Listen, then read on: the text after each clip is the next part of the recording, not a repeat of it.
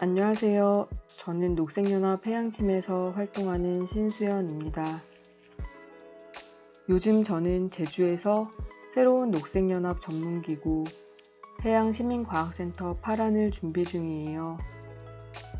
그래서일까 시작과 끝, 바다와 땅의 경계를 종종 떠올립니다. 여러분은 바다를 처음 만난 순간을 기억하시나요? 바다의 엄청난 크기에 압도당하면서 새삼 내가 서 있는 곳이 땅의 끝이자 바다의 시작이라는 느낌이 들지요. 오늘 함께 나누고 싶은 환경책은 레이첼 카슨의 바다의 가장자리입니다. 땅과 바다가 마주한 가장자리 공간에서 살아가는 다채로운 생명체에 대한 이야기예요. 첫 번째 챕터인 가장자리 세계를 낭독하겠습니다. 가장자리 세계. 바다의 가장자리는 이상하고도 아름다운 세계이다. 여기는 지상의 장구한 역사 속에서 파도가 육지에 부딪히며 거세게 부서지는 왁자한 곳, 조수가 무틀 향해 밀려들었다 물러나고 또다시 밀려드는 곳이다. 해안은 이틀 연속 정확하게 똑같은 경우가 없다. 밀물과 썰물은 자신의 영원한 리듬 속에서 밀려들었다 빠져나가기를 되풀이한다. 해수면 자체도 결코 움직이지 않고 가만히 있는 게 아니다. 해수면은 빙하가 늘거나 녹으면서 심해 분지의 바닥에 퇴적물이 쌓이면서 또 대륙 가장자리를 따라 지각이 압력과 긴장에 적응하느라 위아래로 틀어지면서 오르내린다. 오늘은 바다가 좀 더 늘어났다가 내일은 육지가 좀 더 늘어날 수도 있는 것이다. 바다의 가장자리는 언제나 종잡을 수 없고 뭐라 설명하기 힘든 영역으로 남아있다. 밀물과 썰물에 따라 변화하는 해안은 육지에 속했다 바다에 속했다를 반복하는 이중적 특색을 띈다. 썰물 때의 해안은 열기나 추위에, 바람에, 비와 쨍쨍 내리쬐는 햇빛에 속절없이 노출되어야 하는 육지세계의 혹독함을 잘 알고 있다. 밀물 때의 해안은 짧으나마 상대적으로 안정된 망망대해에 잠기는 수중세계이다. 가장 강인하고 적응력 있는 생물만이 이 변화무쌍한 지역에서 살아남을 수 있다. 그러나 고조선과 저조선 사이 지대, 즉 조간대, 간만의 차이로 물에 잠겼다 드러났다 하는 지역은 온갖 동식물의 보고이다. 이 복잡한 해안 세계에서 생명체는 가능한 거의 모든 틈새에 비집고 들어앉음으로써 엄청난 강인함과 생존력을 과시한다. 동물이 조간대 해안의 바위를 뒤덮거나 갈라진 틈새와 구멍 속으로 기어들어가 반쯤 몸을 숨기거나 큰 암석 아래와 축축하고 음침한 바다 동굴 속으로 숨어드는 광경은 누구라도 분명하게 볼 수 있다. 하지만 무심한 관찰자들이 아무런 생명의 기운도 느낄 수 없다고 흘려버리는 곳에서조차 생명체는 어김없이 모래 속에 구멍이나 관이나 통로 속에 깊이 들어앉아 있다. 이들은 딱딱한 암석에 터널을 뚫고 토탄이나 점토에 구멍을 낸다. 또 바닷말 부유하는 목재, 키틴질로 된 바닷가재에 달라붙어 피각을 형성하기도 한다. 이들은 암석 표면이나 부두의 말뚝을 뒤덮는 박테리아처럼 반짝이며 해수면을 누비는 바늘 구멍만한 구형의 원생생물처럼 그리고 모래 입자 사이의 어두운 웅덩이에서 유영하는 자그마한 동물처럼 극히 미세한 형태로 존재한다. 해안은 장구한 세계이다. 육지와 바다가 존재해온 시기만큼 육지와 바다가 만나는 지점인 이곳 해안도 존재해 왔기 때문이다. 그러나 해안은 끊임없는 창조와 끈질긴 삶의 본능에 관한 감각이 생생하게 살아있는 세계이기도 하다. 해안에 들어설 때마다 나는 하나의 생명체가 다른 생명체, 그리고 자신을 둘러싼 환경과의 관련성 속에서 생명이라는 복잡한 옷감을 직조한다는 사실을 느끼고 그 아름다움과 참다운 의미를 새삼스레 깨닫곤 한다. 해안하면 그 정교한 아름다움에서 단연 앞서는 한 장소가 떠오른다. 1년 중 조수가 가장 많이 빠져나가는 때에 오직 드물게 잠깐 동안만 가볼 수 있는 바다 동굴 속 웅덩이다. 아마도 그런 사실로 인해 이곳은 그토록 특별한 매혹을 지닌 듯하다. 나는 그 같은 썰물 때를 기다렸다가 그 웅덩이를 잠깐이나마 보고자 했다. 이튿날 이른 아침이면 썰물이 빠져나갈 터였다. 북서풍이 불거나 먼 데서 시작된 폭풍 때문에 바닷물이 밀려드는 불상사만 생기지 않으면 그 웅덩이 입구를 드러낼 만큼 해수면이 낮아지리라는 걸 나는 알고 있었다. 그런데 불길하게도 밤에 갑자기 소나기가 쏟아지기 시작했다.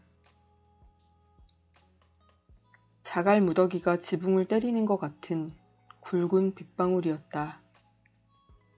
이른 아침에 밖을 내다보니 하늘에는 잿빛 여명이 가득했지만 해는 아직 뜨지 않았다. 바다와 대기는 흐릿했다. 만 저편 서쪽 하늘에는 멀리 내다보이는 어스름한 해안선 위로 8월의 보름달이 떠 있었다. 달은 조수를 낯선 바다 세계의 문턱 너머까지 아주 멀리 밀어냈다. 눈앞에서 가문비 나무 숲 위로 갈매기 한 마리가 날아갔다. 아직 뜨지도 않은 해의 빛을 받은 갈매기의 가슴이 장밋빛으로 물들었다. 결국 그날은 날씨가 썩 괜찮았다. 나중에 그 웅덩이 입구 근처 저조대에 있을 때도 내내 운이 좋았다. 내가 서 있던 암석의 가파른 절벽 아랫부분에 이끼로 뒤덮인 바위턱이 깊은 바다 쪽으로 튀어나와 있었다. 그 바위턱 가장자리에 부딪히는 파도 속에서 커다란 갈조류 오어위드의 검은색 엽상체가 부드러운 가죽처럼 살랑거렸다. 그 바위턱이 감춰진 작은 동굴과 그 속에 자리한 웅덩이에 이르는 길이었다. 이따금 다른 것들보다 큰 바닷물이 그 바위턱 가장자리를 부드럽게 덮치고 포마를 이루며 부서졌다. 그러나 들이치는 바닷물의 간격이 내가 바위턱으로 다가가 좀처럼 드러나지 않거나 아주 잠깐만 드러나는 그 멋진 웅덩이를 살짝 들여다볼 정도는 되어주었다. 융단처럼 폭신하게 깔린 축축한 주름진 두 발 위에 무릎을 꿇고 얕은 웅덩이가 있는 컴컴한 동굴 속을 들여다보았다. 동굴 바닥이라고 해봐야 천장에서 10cm 정도밖에 떨어져 있지 않고 아래의 잔잔하게 고인 물은 천장에서 자라는 모든 걸 거울처럼 비추고 있었다. 맑은 물속에 잠긴 웅덩이 바닥에는 녹색 해면이 융단처럼 깔려 있었다. 천장에는 우렁쉥이가 여기저기 무리지어 반짝이고 연산호 군체가 옅은 주황빛을 발하고 있었다. 가느다란 실처럼 보이는 단 하나의 관족의 의지에 대롱대롱 매달려 있는 작은 불가사리도 보였다. 불가사리는 웅덩이 수면에 비친 제 형상에 닿을 듯 말 듯 했는데 그 형상이 어찌나 실물과 똑같던지 마치 하나가 아니라 두 마리가 서로 붙어 있는 것처럼 보였다. 수면에 비친 모습과 맑은 웅덩이 자체는 바닷물이 다시 밀려들어 그 작은 동굴을 가득 채울 때까지만 존재하는 덧없는 생명체들의 애틋한 아름다움이었다. 대조, 보름과 금음 무렵 밀물이 가장 높고 썰물이 가장 낮은 때에 저조선 부근의 매혹적인 지역에 들어설 때면 나는 그 해안에서 살아가는 거주민 가운데 가장 애처로운 아름다움을 뽐내는 생명체를 찾아보곤 한다. 깊은 바다로 들어서는 문지방에서 찬란하게 피어나는 꽃이다. 그러나 이것은 식물이 아니라 동물이다. 그 요정 같은 동굴은 역시나 나를 실망시키지 않았다. 동굴 천장에는 가장자리에 술이 달리고 아네모네 꽃처럼 하늘거리는 연분홍색 히드라층 투블라리아가 드리워 있었다. 매우 절묘하고 정교해서 도리어 가짜처럼 보이는 이 아리따운 히드라충은 무자비한 힘에 시달리는 이곳에서 살아가기에는 너무도 가냘팠다. 하지만 이들의 섬세한 모양은 저마다 기능적으로 쓸모가 있다. 줄기, 히드라꽃, 꽃잎처럼 보이는 촉수는 하나같이 이들이 맞닥뜨린 현실에 대처하고자 고안한 것이다.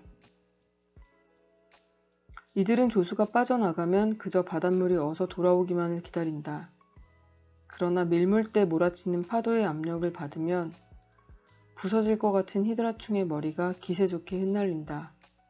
가녀린 몸통이 흔들리고 기다란 촉수는 돌아오는 바닷물 속에서 먹고 사는 데 필요한 모든 걸 얻어내기 위해 너울거린다. 바다로 들어서는 이 매혹적인 장소에서 내가 마주한 현실은 불과 1시간 전에 떠나온 육지 세계와는 사뭇 다르다. 좀 상이한 방식이긴 하지만 뭔가 세상으로부터 외따로 떨어져 있는 듯한 비슷한 느낌이 조지아주 해안의 드넓은 해변에서 황혼역에 1시간을 보낼 때도 찾아왔다. 막 해가 진 시각의 당도에 어슴푸레하게 빛을 내며 드넓게 펼쳐진 축축한 모래 해안을 따라 썰물 바로 가까이까지 걸어 내려갔다. 그때까지 걸어온 광막한 모래밭을 돌아보니 물이 흐르는 구불구불한 도랑이 가로지르고 여기저기 조수가 남겨놓은 얕은 물웅덩이가 보였다. 순간 바다는 규칙적으로 잠깐씩 버려두는 이 조간대를 밀물이 되어 어김없이 다시 찾아온다는 사실을 확연하게 느낄 수 있었다. 썰물대 바닷가에 서 있노라면 육지의 흔적을 담은 해변은 저 멀리 떨어져 있는 것만 같다. 들려오는 소리라고는 오직 바람소리, 바다소리, 새소리뿐이다. 수면 위를 스치는 바람소리, 한 바퀴 매물 돌다가 모래 위로 미끄러지듯 부서지는 파도소리. 모래 벌판은 새들로 활기를 띠었다. 도요새들이 지저귀는 소리가 연신 들려왔다. 그중 한 마리가 바닷가에서 요란하고 다급하게 울어댔다. 위쪽 해변에서 응답이 들리자 그 새는 짝을 만나러 냉큼 날아갔다.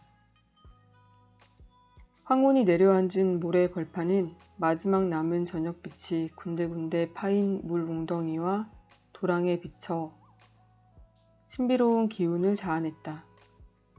이제 새들은 색깔을 구분할 수 없는 검은 물체로만 보였다. 세발가락 도요가 작은 유령처럼 종종 걸음치며 해변을 누비고 여기저기서 도요새의 검은 형상이 도드라져 보였다.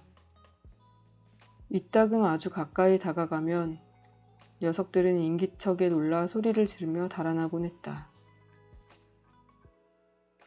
세발가락 도요는 종종거리며 도망치고 도요새는 흐리릭 날아갔다.